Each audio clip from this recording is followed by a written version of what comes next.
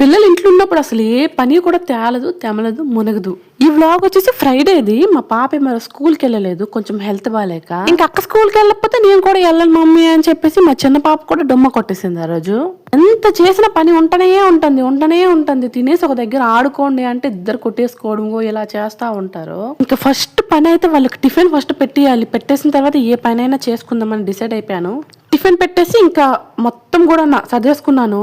మొత్తం బెడ్షీట్స్ అన్నీ కూడా ఇంకా ఒక రేవు పట్టింది నాకు ఉతకడానికి. నేను వీక్లీ వన్స్ బెడ్షీట్స్ మ్యాట్లు అన్ని అలా ఉతికేసుకుంటాను. ఆ తరుణంలోనే ఈ సంఘటన అంతా కూడా ఇవన్నీ కూడా చేత్తో ఉతకడమే. ఇంకా అన్ని కూడా నేను ఒక పెద్ద వాషింగ్ మిషన్.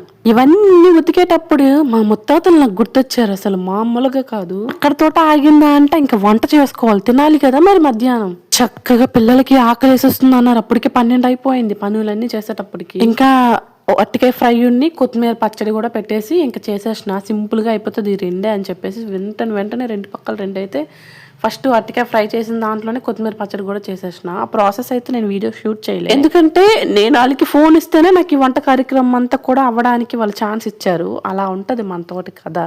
సరేలేండి, వీడియో నచ్చితే చిన్న లైక్ ఇచ్చేయండి.